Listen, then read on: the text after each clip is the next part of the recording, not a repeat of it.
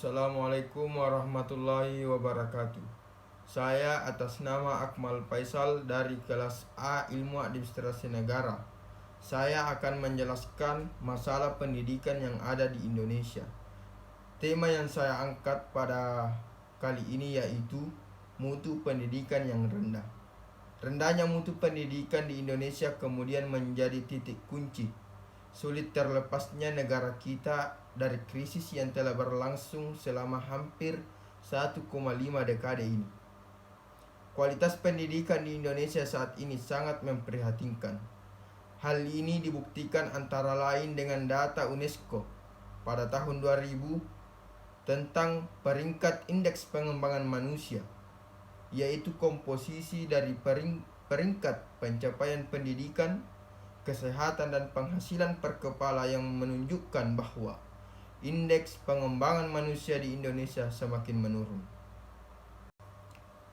Ada beberapa penyebab rendahnya mutu pendidikan di Indonesia.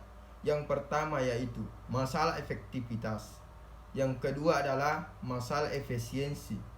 Dan yang terakhir adalah masalah standarisasi pengajaran.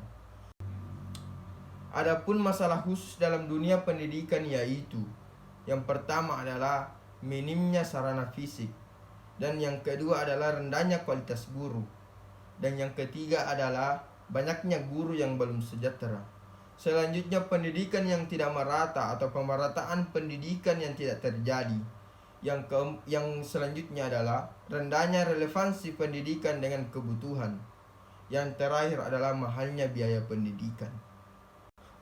Adapun upaya yang harus kita lakukan untuk meningkatkan mutu pendidikan yaitu yang pertama adalah efektivitas proses belajar mengajar yang tinggi, dan yang kedua adalah pengelolaan yang efektif tenaga pendidikan, dan yang ketiga adalah kepemimpinan yang kuat, dan yang keempat adalah sekolah memiliki budaya mutu, dan yang terakhir adalah partisipasi warga, sekolah dan masyarakat. Mutu pendidikan harus sejalan dengan berkembangnya ilmu pengetahuan, teknologi, sosial, dan budaya guna meningkatkan prestasi belajar siswa. Di Indonesia saat ini, mutu pendidikan yang masih tergolong rendah jika dibandingkan dengan negara-negara tetangga lainnya. Oleh karena itu, perlu adanya pemerataan fasilitas sarana dan prasarana. Jika tidak dilakukan pemerataan fasilitas sarana dan prasarana tersebut, proses pendidikan atau belajar mengajar maka akan berdampak pada prestasi belajar siswa yang bisa menurunkan minat dan semangat belajar siswa, sehingga potensi yang dimiliki oleh siswa tersebut tidak tersalurkan dan dikembangkan sebagaimana mestinya.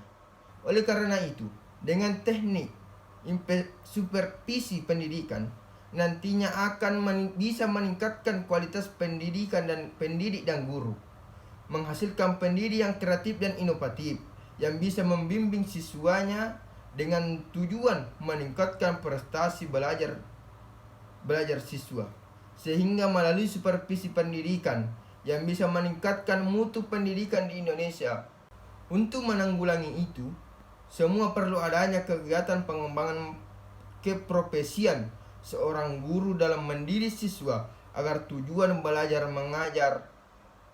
pembelajaran yang sebenarnya dapat tercapai, serta dapat meningkatkan mutu pendidikan.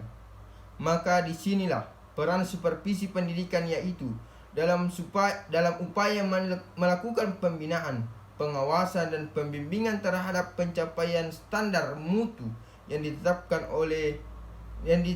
demi sebuah proses yang ideal.